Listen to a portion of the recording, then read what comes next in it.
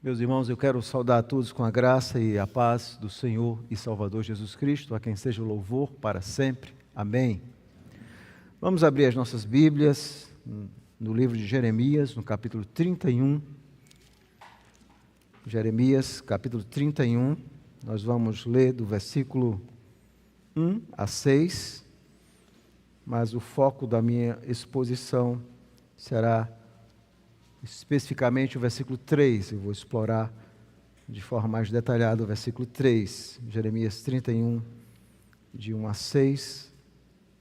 Vamos ler a bendita palavra do Senhor. A palavra de Deus nos diz: naquele tempo, diz o Senhor, serei o Deus de todas as tribos de Israel, e elas serão o meu povo. Assim diz o Senhor, o povo que se livrou da espada logrou graça no deserto. Eu irei e darei descanso a Israel. De longe se me deixou ver o Senhor, dizendo: com amor eterno eu te amei, por isso com benignidade te atraí. Ainda te edificarei e serás edificada, ó Virgem de Israel. Ainda serás adornada com os teus adufes e sairás com o coro dos que dançam.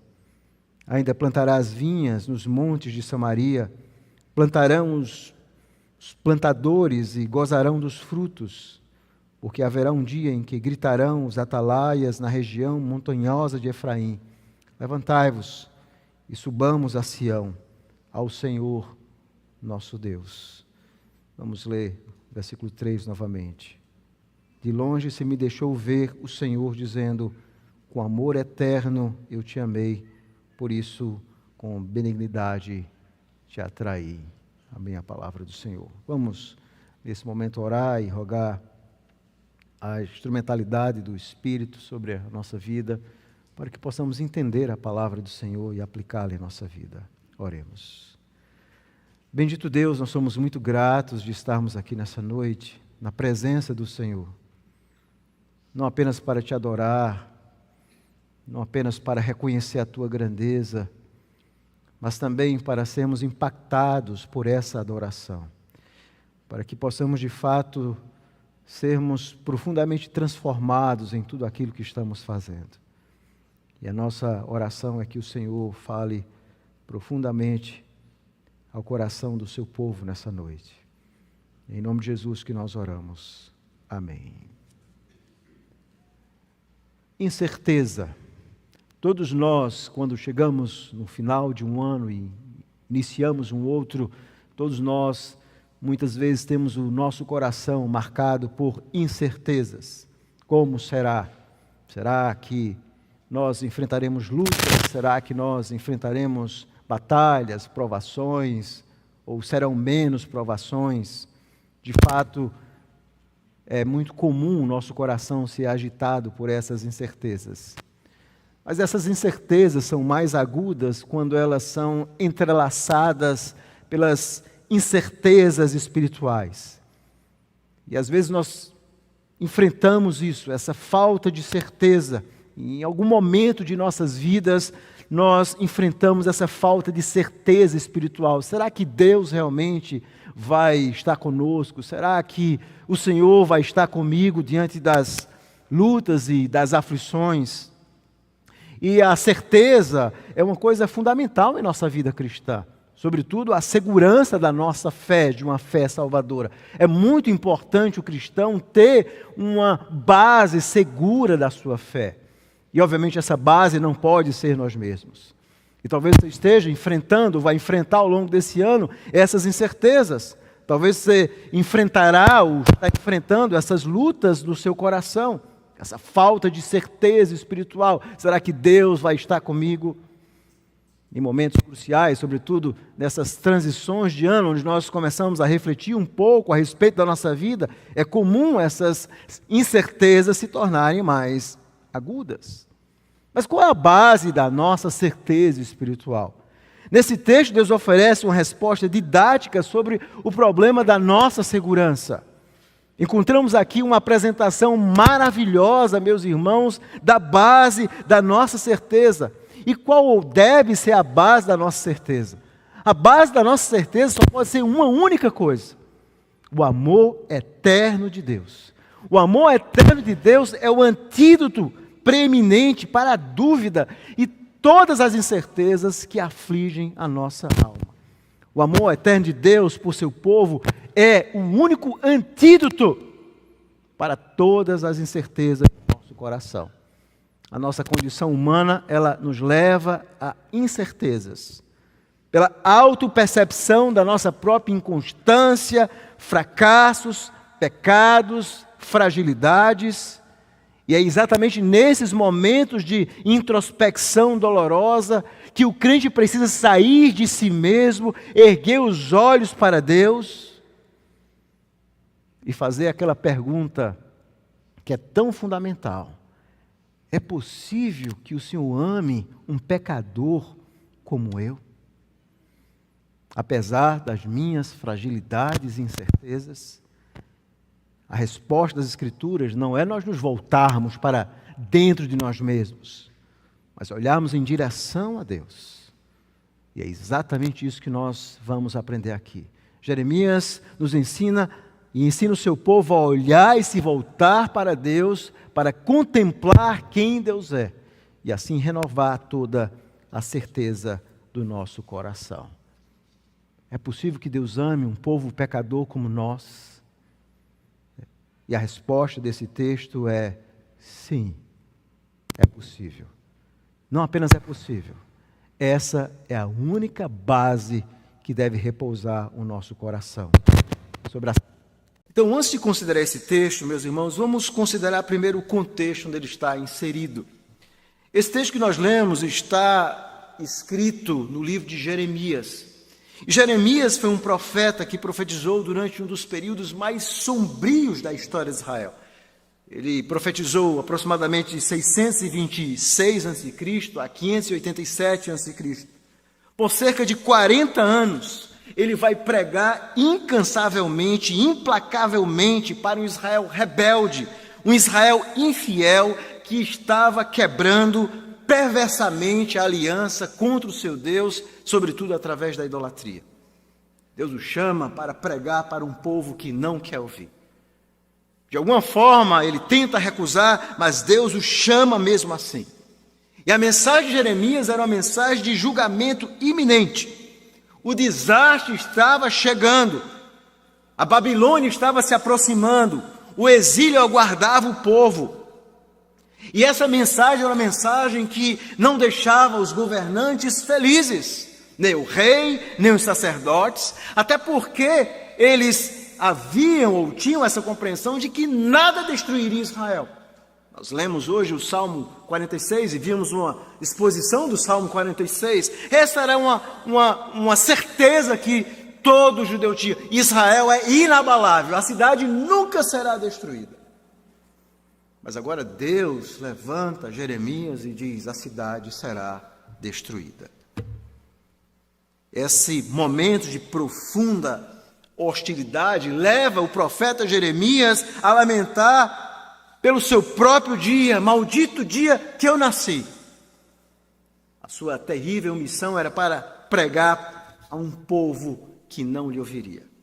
É precisamente nesse contexto de cataclisma em meio a uma nação que se recusa a se arrepender, que Deus agora vai proclamar o seu amor por esse povo.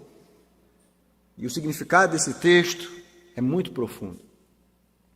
Um povo rebelde, duro, mas a última palavra de Deus para o seu povo não contempla os seus pecados, sua falha ou sua rebelião.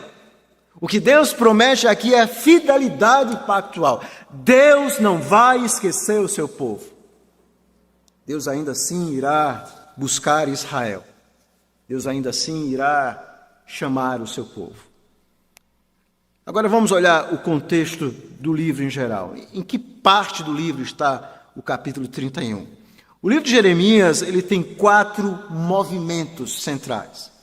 Primeiro, a palavra do Senhor que anuncia a destruição de Judá e mostra que o pregador que vai anunciar isso vai sofrer. Jeremias. Nós vamos ver isso do capítulo 1 até o capítulo 24. E Deus se apresenta como sendo um esposo que foi desprezado pelo seu povo. O pecado de Israel é idolatria, é prostituição espiritual, é adultério. Eles estão adulterando, se relacionando com ídolos e não com o seu Deus pactual. O segundo movimento, que começa do capítulo 25 ao 34, que é onde está a nossa sessão, nos mostra que a palavra do Senhor vindica seu pregador e oferece verdadeira esperança aos ouvintes. Apesar de todo esse juízo, Jerusalém vai para o cativeiro, o seu povo será arrasado, mas Deus ainda vai salvar um remanescente. Deus vai salvar o seu povo Israel ainda. Há uma palavra de paz, não agora. Agora é um momento de destruição. Mas Deus trará o povo à terra, depois de 70 anos, eles retornarão. E no meio dessas promessas de retorno, Deus faz promessas futuras, como aqui no capítulo 31, de uma nova aliança que ele vai fazer, que apontava para um outro Israel muito mais glorioso, que seria instaurado através da pessoa bendita de Cristo. Do capítulo 35 até o capítulo 44, é o terceiro movimento, que mostra que a palavra do Senhor destrói a nação que criou e planta sementes de nova vida. Aquela geração será arrasada, mas Deus vai, através de um remanescente, que vai retornar, formar um novo povo. E o último e quarto movimento, que está aí no capítulo 45 a 52, a palavra do Senhor destrói as nações e faz surgir uma nova nação dos destroços. Deus vai julgar todas as nações, não apenas Israel, e vai formar uma nova nação, prometendo vida e graça ao seu povo. Então é dentro desse contexto que o capítulo 31 nos traz essa mensagem de paz, de esperança para o povo. É aqui que nós temos um momento importante do livro, no capítulo 30 até o capítulo 31, onde Deus vai trazer a esperança de uma nova aliança. Deus não vai esquecer Israel, Deus não vai esquecer o seu povo. Mas há uma característica literária também interessante aqui que eu quero chamar a sua atenção.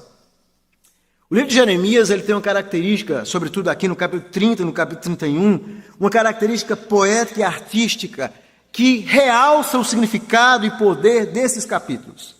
Há um padrão alternado no capítulo 30 e 31, onde Deus ora se dirige a você, ou eles, no masculino, e ora Deus se dirige a você no feminino.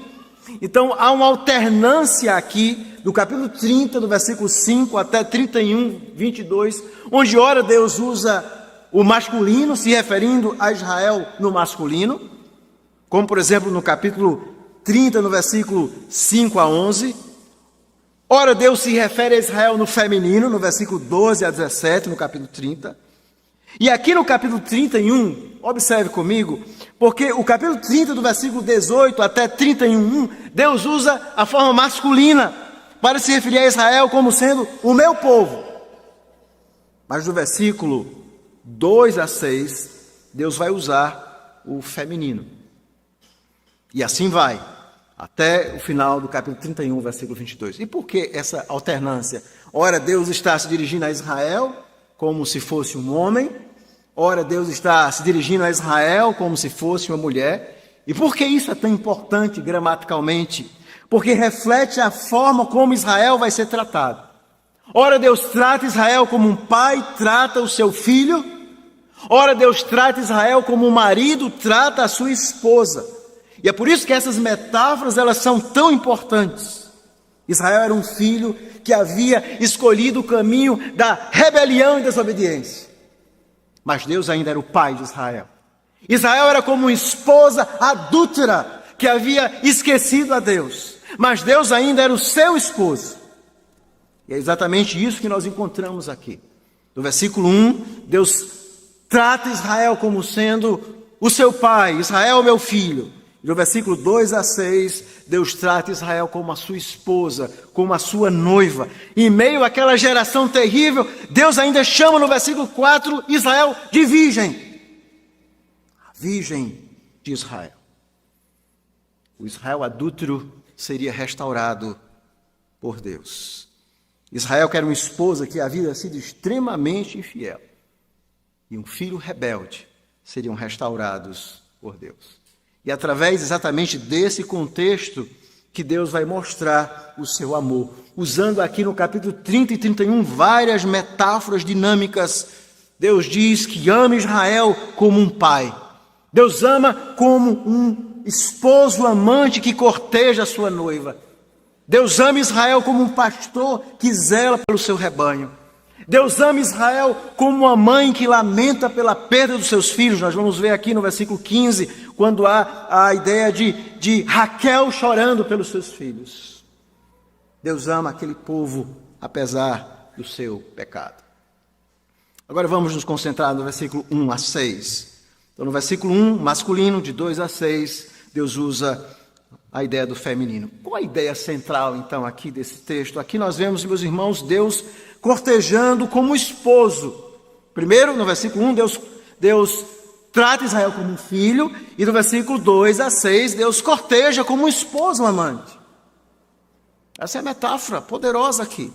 E qual a ideia, qual o argumento, qual a tese central? A tese central, exatamente nesse verso, e o meu foco será no versículo 3, é amados com amor eterno. Deus vai mostrar que apesar de todo aquele pecado, Deus amava Israel com um amor eterno.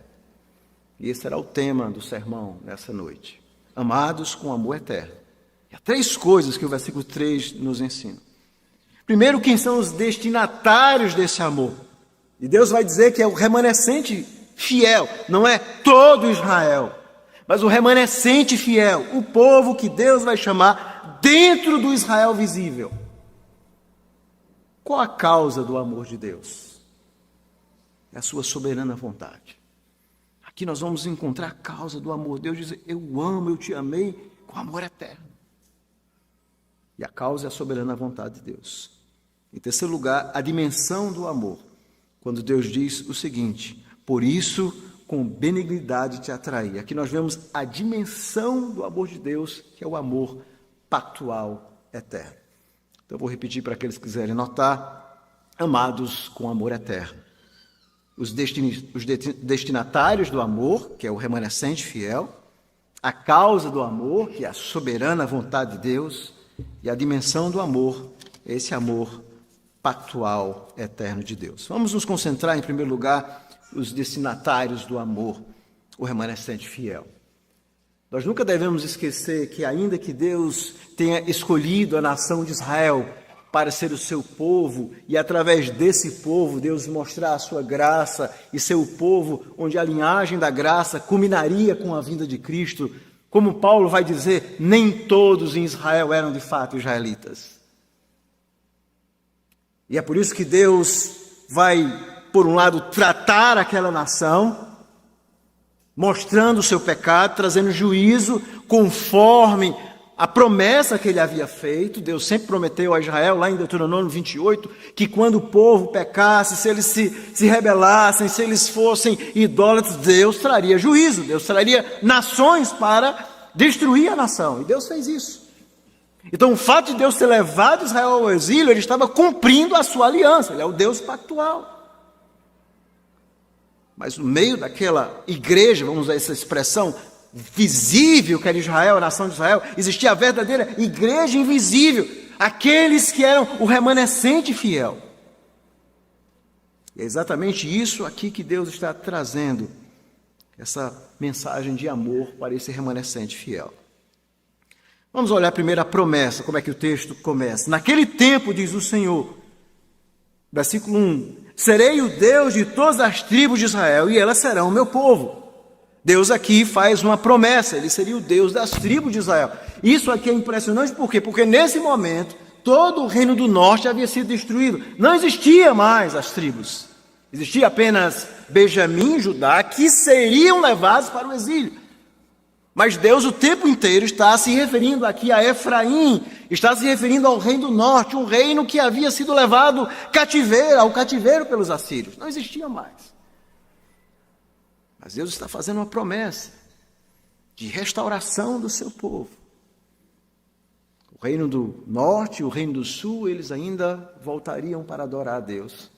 Mas embutido nessa promessa do reino do norte, do reino do sul, E isso é importante nós entendermos essa profecia de Jeremias. Isso está embutido nesse grande retorno, desse glorioso Israel que Deus estaria formando, chamando também gentios que se unem ao verdadeiro Israel que é Cristo e agora podem participar desse Israel de Deus.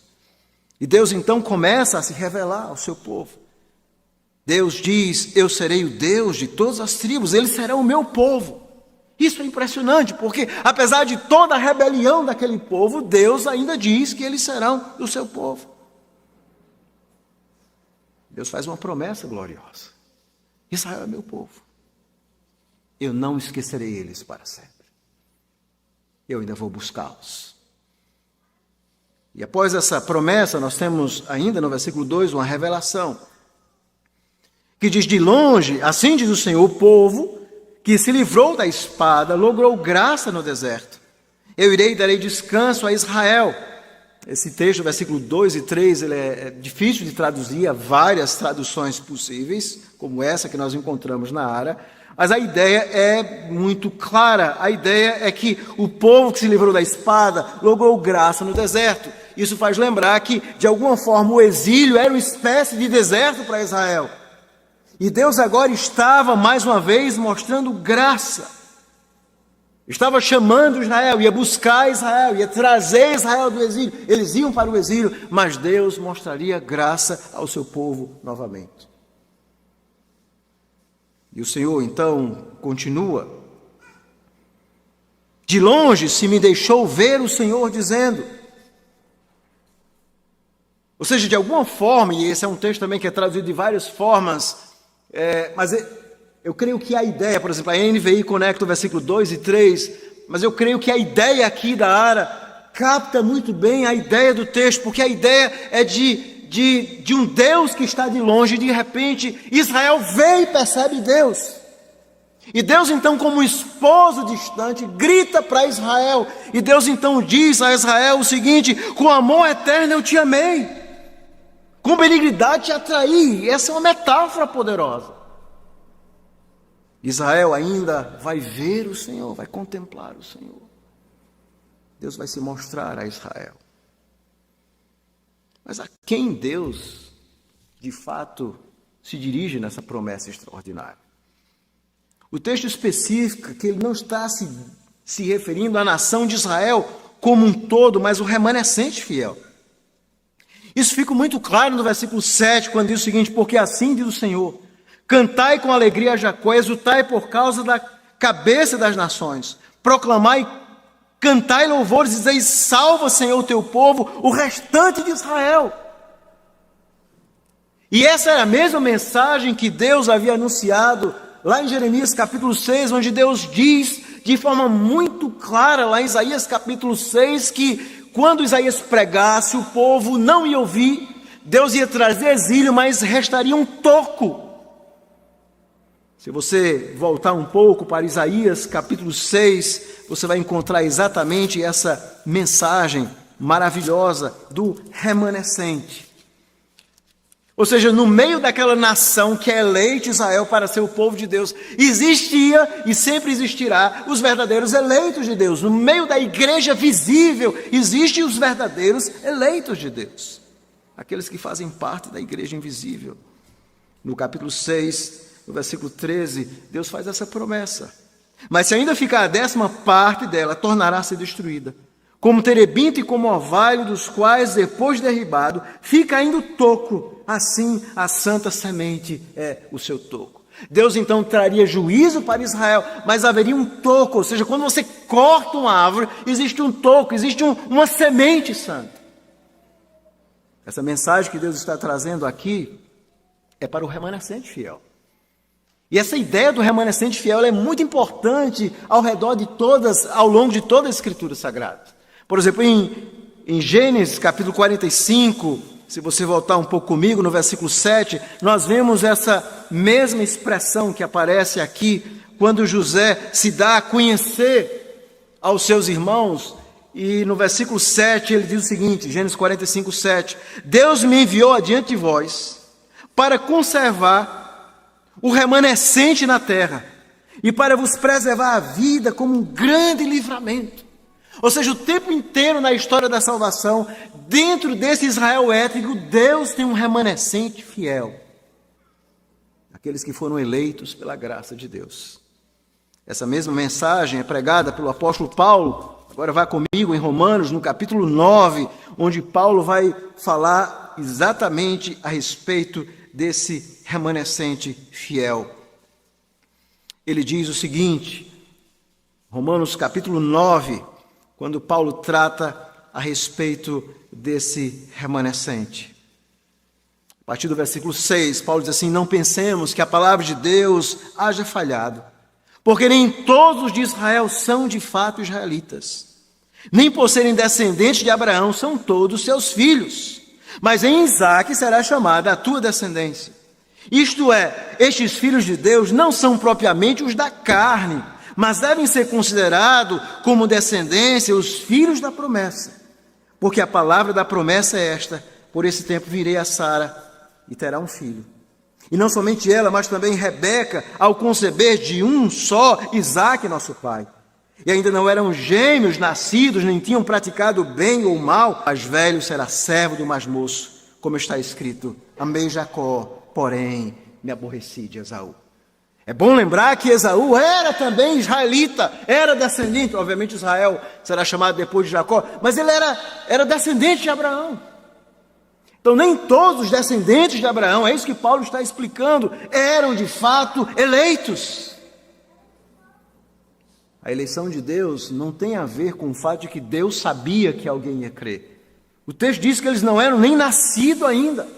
Eles não tinham praticado o bem e o mal. Mas Deus já havia dito: amei a Jacó, me aborreci de Esaú. E Paulo continua, no versículo 14. Isso não é injusto da parte de Deus, escolher um e outro não? E a resposta de Paulo é categórica: de modo nenhum. Pelo contrário, terei misericórdia de quem me aprover ter misericórdia, e compadecer-me-ei de quem me aprover ter compaixão. Assim não depende de quem corre, de quem quer ou de quem corre, mas de Deus usar a sua misericórdia. Nós não merecemos absolutamente nada de Deus. Então, voltando para o texto de Jeremias, a promessa aqui em Jeremias 31 é muito clara. Deus vai trazer esse remanescente fiel. Deus ainda tem um povo dentro desse Israel étnico que Deus irá salvá-lo. A promessa é para aqueles que, em meio à apostasia, ao declínio nacional, ainda olhavam para Deus como sendo Deus da aliança em busca de salvação e esperança. E aqui nós temos um princípio muito importante.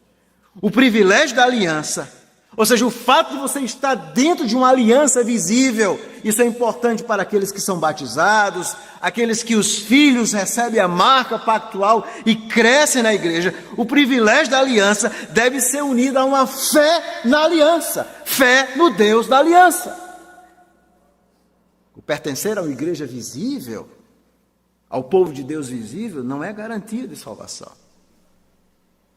E essa era a mensagem poderosa para aquele povo. A mera participação externa nos ritos da aliança é insuficiente. Se você foi batizado, se você participa da ceia do Senhor, ainda que isso sejam importantes, isso não define a sua fé.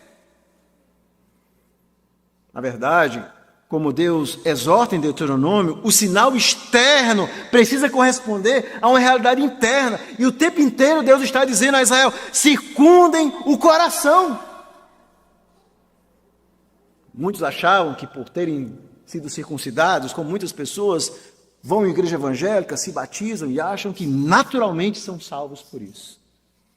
Mas o tempo todo o que Deus está anunciando é que o remanescente fiel são aqueles que experimentaram a transformação genuína do seu coração. E para esses Deus promete o quê? Deus promete amor. Amor.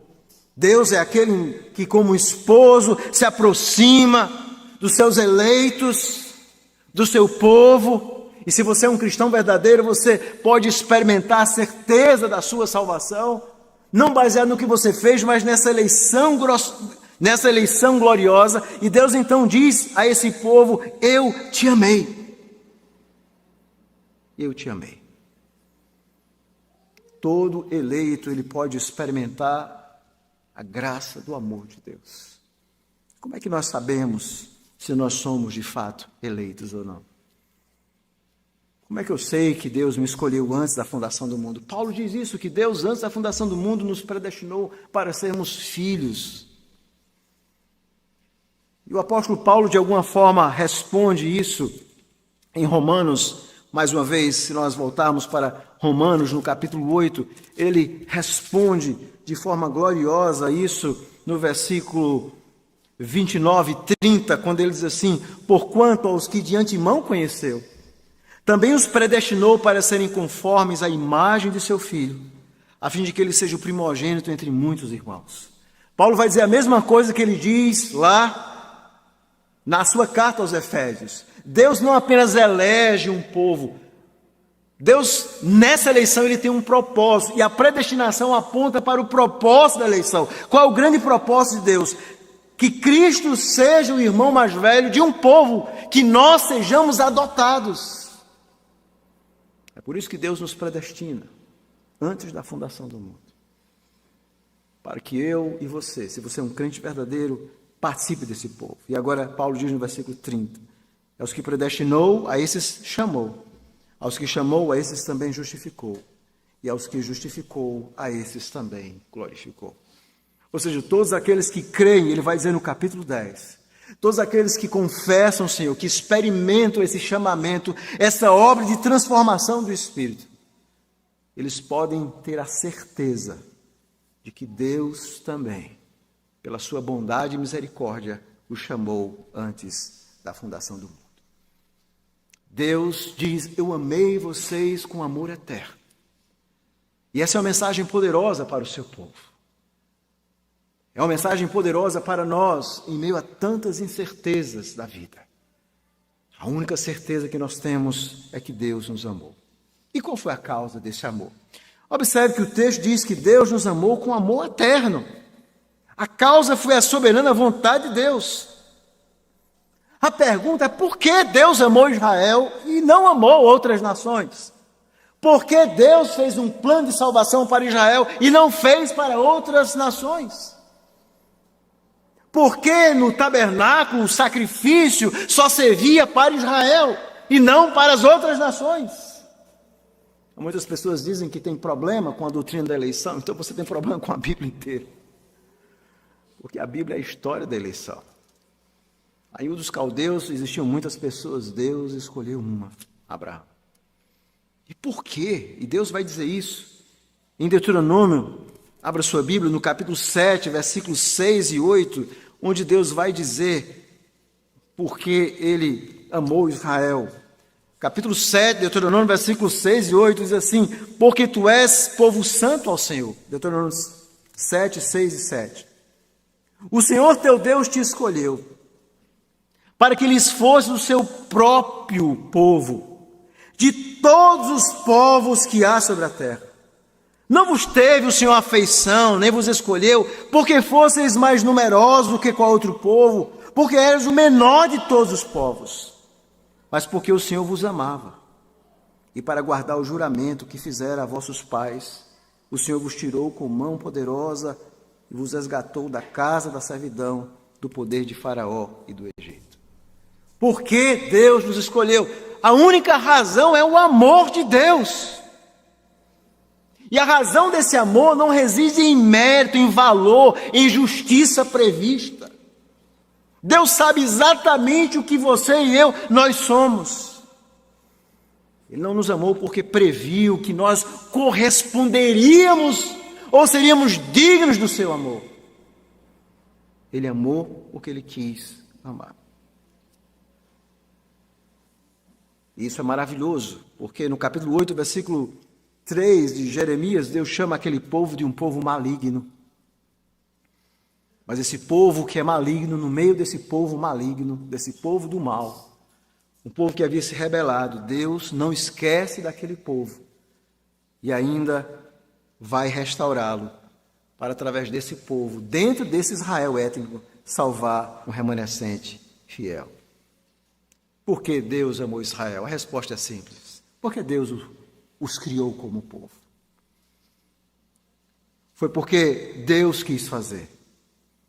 Não há homens ou mulheres feitos por si mesmos no céu.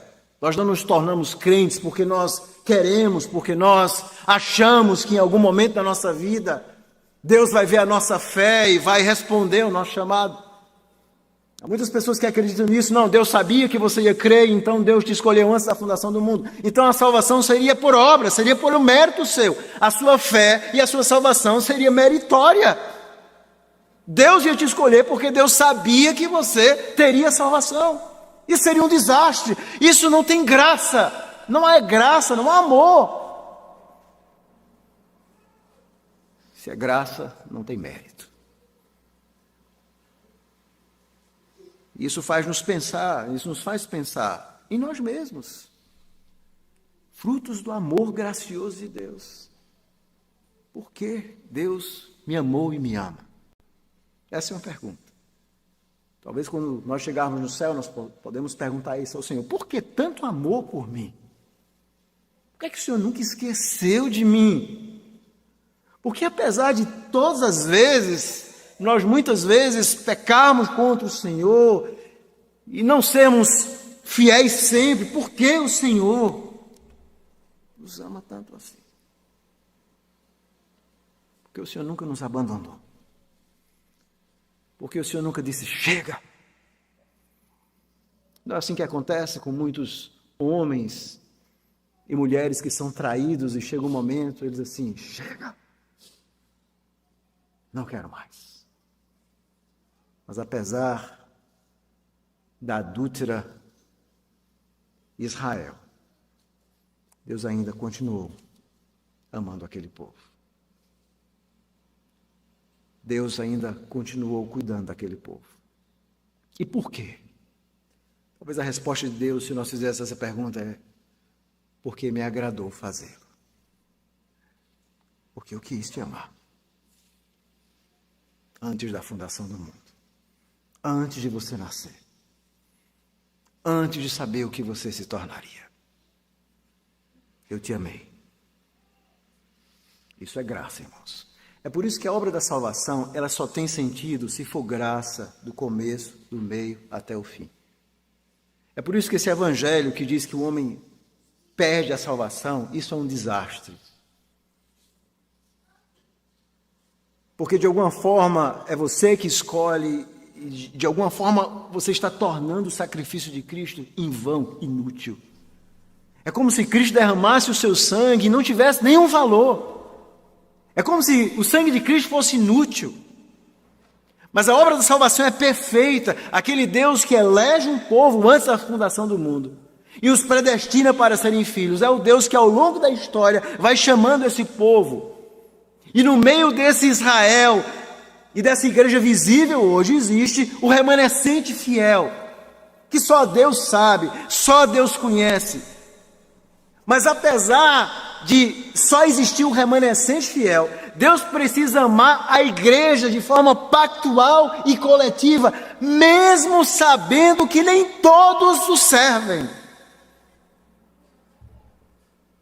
Deus age em seu amor de forma pactual, protegendo a sua igreja, o seu povo, embora ele saiba quem dentro dessa igreja de fato nasceu de novo.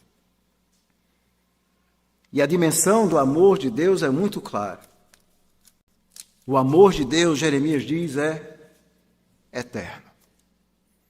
Quando começou o amor de Deus por mim? Essa é uma pergunta importante.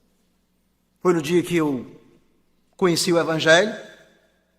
No dia em que eu me tornei um cristão? Compreender, meus irmãos, as características do amor de Deus é fundamental para solidificar a nossa fé. E aqui o texto é muito claro, é um amor sem início. Nós não sabemos em que momento lá na eternidade Deus nos amou. E é por isso que nós não podemos colocar um início nesse amor, porque João diz que Deus é amor. Eu te amei com amor eterno.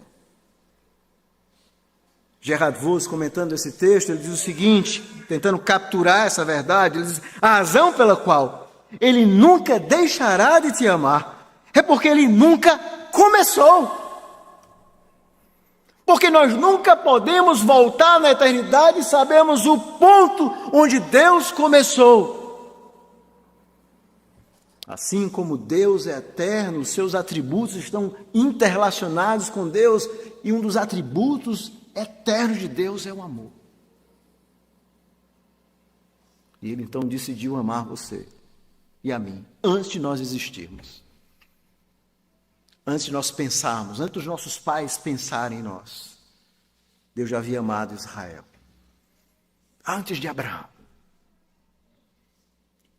Eu te amei com amor eterno. É um amor sem início. Mas também é um amor sem fim. É um amor sem fim. Observe o que Deus diz a Jeremias. Por que é que o amor de Deus pelo seu povo não tem fim? E a explicação é muito simples. Deus diz: com amor eterno eu te amei. E ele continua: por isso com benignidade te atraí. E essa palavra benignidade é uma palavra que aparece aqui na língua hebraica, hesed.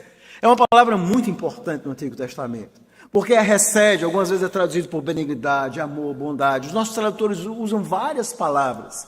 E a hesed significa o amor pactual de Deus. Deus então ama esse povo com amor eterno. E como aliança, ou seja, Deus então entra em aliança com o seu povo e o atrai, e o chama, e o ama. E essa hesed significa, e poderia ser traduzida como alguns, uma tradução poderia ser: e eu com fidelidade pactual eu te amei, te atraí.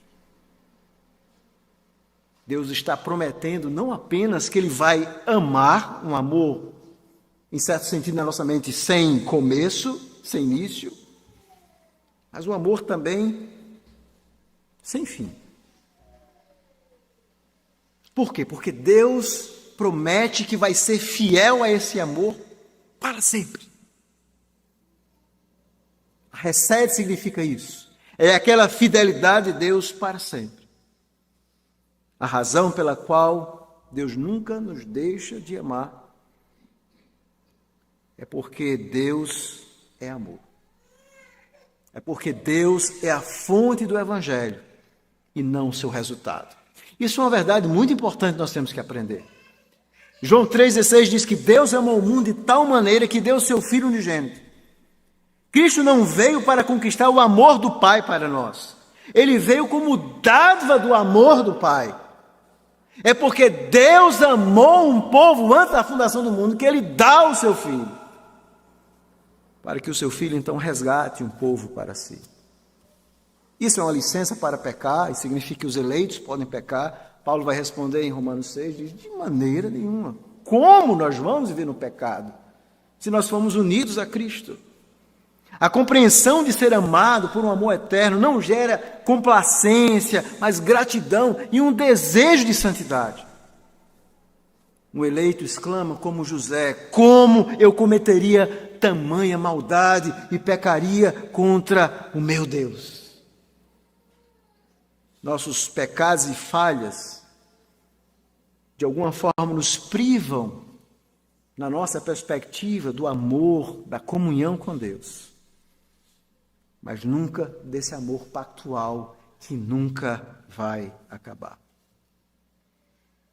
Nunca vai acabar. Nunca haverá um momento onde Deus deixará de amar você, se você é um eleito de Deus. E é dentro daquilo, capítulo 31, que Deus percebe toda aquela angústia do povo. Versículo 15, acompanhe comigo, diz: ouviu-se um clamar em Ramá, pranto e grande lamento. Era Raquel chorando por seus filhos, inconsolável por causa deles, porque já não existem.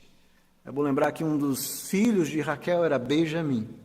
E é exatamente esse Benjamim que estaria sendo levado para o exílio. E esse mesmo texto, aqui no versículo 15, 31:15, é usado por Mateus, se você acompanhar comigo, Mateus 2:18, e de alguma forma Mateus explica para nós, de uma forma muito aprofundada, qual era o grande plano de Deus.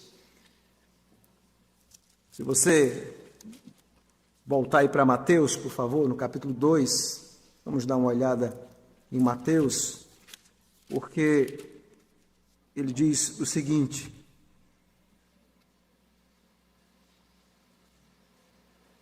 vamos ler a partir do versículo 13 ao versículo 18. Tendo eles partido, eis que apareceu um anjo do Senhor a José.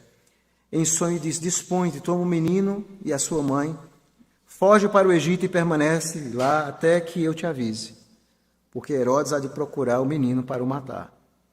Dispôs-se ele, tomou de noite o menino e a sua mãe e partiu para o Egito. E lá ficou até a morte de Herodes, para que se cumprisse o que fora dito pelo Senhor por intermédio do profeta: do Egito chamei o meu filho. Vendo-se iludido pelos magos, enfureceu-se Herodes grandemente e mandou matar todos os meninos de Belém e de todos os seus arredores, de 2 anos para baixo, conforme o tempo no qual, com precisão, se informara dos magos. Então se cumpriu o que fora dito por intermédio do profeta Jeremias. Ouviu-se um clamor em Ramá, pranto, choro e grande lamento. Era Raquel chorando por seus filhos, inconsolável, porque não mais existem. O que Mateus está dizendo é que a história de Cristo seria tipologicamente, profundamente semelhante com a história de Israel. Assim como Israel vai para o Egito, Jesus é prometido como sendo o novo Israel. E ele então vai para o Egito, e lá do Egito ele então é trazido de volta. E quando ele é trazido de volta do Egito, o povo de Israel vai experimentar aquilo que Jeremias diz: o sofrimento, a dor, a tristeza. Mas no meio dessa tristeza, o povo experimentaria o amor pactual de Deus. Deus estaria reconstruindo o novo Israel, como fez com o primeiro lá no deserto. E é por isso que João Batista vai para o deserto, não é à toa, para pregar uma mensagem de arrependimento ao Israel étnico, chamando Israel ao verdadeiro arrependimento, chamando Israel a crer nesse glorioso Salvador, o Messias, chamando Israel a crer naquela mensagem que um pouco à frente, lá em Jeremias 31, Deus vai prometer. Ainda nesse capítulo, Deus faz uma promessa gloriosa no versículo 31, de 31 a 33, onde ele promete uma nova aliança gloriosa que Deus faria com Israel. Mas não apenas com aquele Israel étnico, mas também com os gentios, comigo e com você. Isso significa que no amor eterno de Deus, esse amor que Deus está revelando para Jeremias, esse amor eterno pelo remanescente fiel, nos planos de Deus estava uma nova aliança, onde ele ia revelar o amor eterno dele por gentios como eu e você. Nós também entraríamos nesse amor. Não porque nós nascemos israelitas, mas através de Cristo, primogênito e fiel, o verdadeiro Israel, unidos a ele, nós agora somos enxertados no povo de Deus. E nos tornamos aquilo que Paulo chama o Israel de Deus. Deus então também nos amaria com amor eterno. Se o amor de Deus é eterno e imutável, onde nós enxergamos esse amor de forma mais marcante e suprema? Com certeza é na cruz do Calvário. É na cruz onde o amor de Deus é exposto e demonstrado em seu grau máximo e desconcertante. A grande angústia do coração é saber se esse Deus está a nosso favor. Será que Deus de fato me ama? Será que eu posso ter segurança que em meio a todas as circunstâncias adversas, Deus ainda me amará e cuidará de mim? Será que Deus é por mim? Será que Deus está comigo? E a resposta a essa pergunta é: olhe para a cruz. Ali na cruz do Calvário, você vê o amor de Deus por seu povo. Ali a glória multifacetada de Deus é revelada de forma chocante. Em um homem ensanguentado, ferido, com o cuspe escorrendo pelo rosto, empalado numa cruz terrível, eis o amor de Deus sendo exposto por mim e por você. A glória do Calvário reside no fato de que Deus, o Deus homem, carregou o nosso pecado por amor, nos comprou por amor. E a cruz é a maior prova histórica visível do amor de Deus por mim e por você. Deus, de fato, nos ama. Então, que aplicações práticas esse texto tem para nós? A primeira é que nós precisamos viver à luz desse amor eterno. Contemple o seu Deus. É exatamente isso que Deus diz. De longe se me deixou ver o Senhor. É preciso contemplar a Deus. Essa é a necessidade mais fundamental do crente. É ter a sua vida imersa na glória e na graça de Deus. Toda a nossa esperança não reside em nós mesmos. A nossa esperança está fora de nós. A nossa esperança está em Deus. A doutrina verdadeira não é um conjunto de fatos brutos. A nossa segurança não é algo instintivo da nossa vida. A nossa segurança está quando o nosso coração, em meio às lutas que travamos, está saturado com o amor de Deus. E nós, então, estamos olhando para a cruz. O amor de Deus não é uma doutrina apenas para ser aprendida. O amor de Deus é algo vital que deve correr em nossas veias cristãs. Martin Bucer, o reformador, ele diz o seguinte: a verdadeira teologia nunca é teórica, é sempre prática e pastoral. O seu fim é viver uma vida piedosa. Então, se a incerteza assolar você, a primeira resposta é mergulhar a sua mente e o seu coração em quem Deus é e lembrar desse amor glorioso. O tempo inteiro nós temos que nos lembrar quem Deus é. E lembrar do seu amor por nós. Isso traz profunda esperança. Então desvie o olho das circunstâncias e olhe para o Senhor Jesus. Como o autor aos Hebreus diz, nós temos que olhar para Ele, o autor e consumador da nossa fé. Esse é um grande desafio que nós temos em nossa vida cristã. A confiança diante de Deus não pode se basear em nós mesmos, em nossas melhores obras, mas em olhar para Cristo, que tem tudo o que nós precisamos. O famoso pregador puritano Thomas Goodwin expressou essa verdade de forma clara quando ele diz o seguinte: cheguei a um ponto em que agora entendo que não há consolo para mim em minhas próprias graças. Tudo tem que ser Jesus Cristo. Isso é maravilhoso. Cheguei a um ponto em que agora entendo que não há consolo para mim em minhas próprias graças.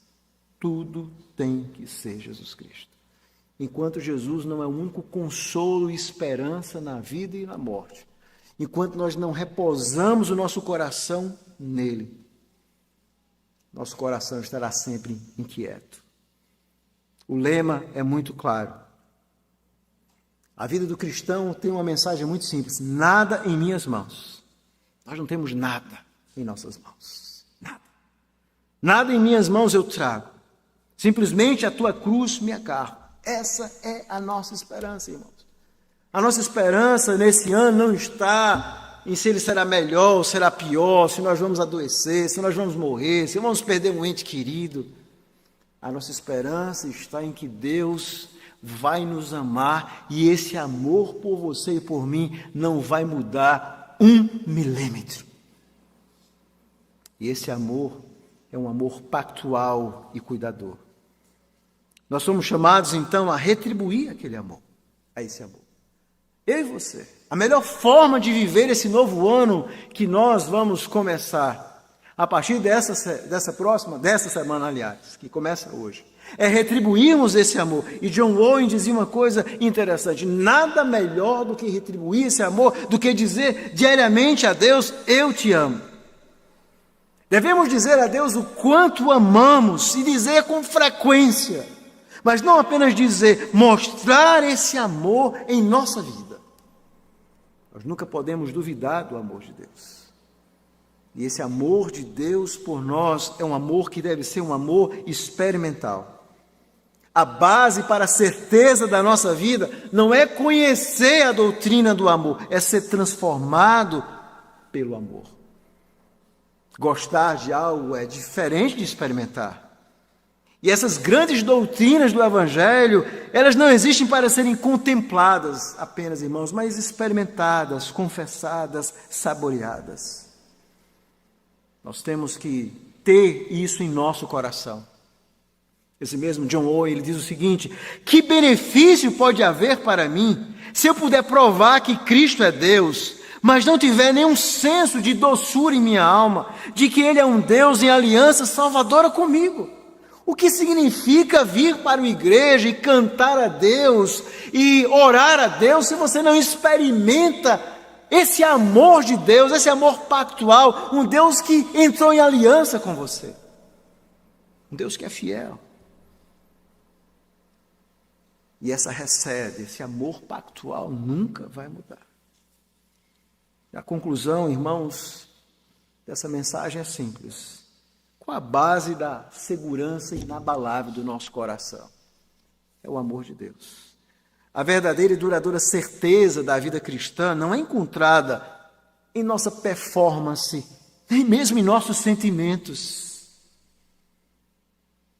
O amor de Deus e a resposta para as dúvidas do nosso coração, aliás, é encontrada no amor de Deus e na natureza imutável do seu amor pelo seu povo. O amor de Deus é imutável. E isso deveria ser suficiente para trazer todas as certezas ao nosso coração. Por que duvidar? Este amor não teve começo, não diminui 1 milímetro, não terá fim. Esse amor é a rocha sobre o qual você pode afirmar com segurança: Deus vai cuidar de mim nesse novo ano. Deus vai cuidar de mim, da minha família e dos meus filhos. E Deus cuida do seu povo e da sua igreja. E cuida desse remanescente fiel. Deus cuida do seu povo. E nós somos chamados então a viver com Cristo. Mas é preciso permanecer o remanescente fiel. Uma das coisas que muitos daqueles que estavam dentro do Israel pactual, eles recebiam vários benefícios, o fato de você ser israelita. Assim como muitas pessoas que estão na igreja, eles frequentam a igreja, vêm dia de domingo, participam das coisas da igreja, vão nas sociedades internas. Muitos já se batizaram, participam da ceia, mas são ímpios. E você sabe no seu coração que você é um ímpio. Nem está no mundo e nem está na igreja. E Deus chama você hoje, nessa noite, a um arrependimento verdadeiro, para que você faça parte desse remanescente fiel. Aqueles que fundamentam a sua esperança nesses sinais da aliança externo, sem nunca terem experimentado de fato uma obra de salvação, eles experimentam os privilégios da igreja. Eles gostam de estar na igreja. Eles gostam de frequentar os cultos da igreja. Mas eles não fazem parte do remanescente fiel. E eu quero dizer a você que isso não tem nenhum valor para a sua vida. Isso não traz nenhuma segurança para você se você morrer hoje. A fé do seu pai não serve para você. É preciso que você tenha uma experiência profunda que só Deus pode fazer no seu coração. Só Ele pode fazer isso. E como é que eu sei, pastor, que Ele está fazendo? Ele pode fazer nessa noite, porque se você se arrepender, o arrependimento é uma obra do Espírito. Isso significa que Ele está trabalhando no seu coração. Finalizando, meus irmãos, a mensagem é muito simples desse texto. A nossa segurança não reside em nosso apego à aliança, mas no apego da aliança a nós, através desse mediador glorioso. A aliança não foi crucificada por nós. Jesus Cristo, o Rei da aliança, foi. Todos esses benefícios pactuais são maravilhosos. Crescer em uma igreja, ser batizado na infância, isso é maravilhoso. Mas nada disso terá valor se você não servir o Rei da aliança. Se você não fizer parte desse remanescente fiel que Paulo diz que é segundo a eleição da graça. A minha oração é que você faça parte verdadeiramente da igreja de Cristo, a igreja invisível que só Deus conhece. Arrependa-se e creia. Se você já é um cristão verdadeiro, desfrute dos benefícios pactuais, mas lembre daquilo que eles significam. O batismo significa desse profundo amor de um Deus que te chamou para fazer parte da igreja visível. Honre o nome de Cristo, não envergonhe o nome de Cristo. A ceia do Senhor significa esse profundo relacionamento que você tem com Cristo. Então se relacione verdadeiramente com Ele. Não participe da ceia por participar. Viva uma vida com Deus. Faça com que os benefícios pactuais sejam realidades profundas e gloriosas na sua vida. Fruto desse amor glorioso de Deus por você. Que Deus aplique essa palavra em nosso coração. Vamos orar. Bendito Deus, nós louvamos e exaltamos o Teu nome. Obrigado pela Tua santa e bendita palavra que nos ensina a respeito do Teu amor eterno por nós. Muito obrigado por isso. Obrigado porque o Senhor Jesus e o Senhor nos amou e nós olhamos para nós mesmos e não vemos nenhuma razão. Nós sabemos de fato que nós éramos tão pecadores como os demais. Mas um dia o Senhor olhou para nós e nos amou. Lá na eternidade, antes de nós nascermos, mas em um momento específico da história, mesmo nascendo pecadores, o Teu Espírito nos transformou e nos salvou. E aí finalmente nós sentimos esse amor em nossa vida.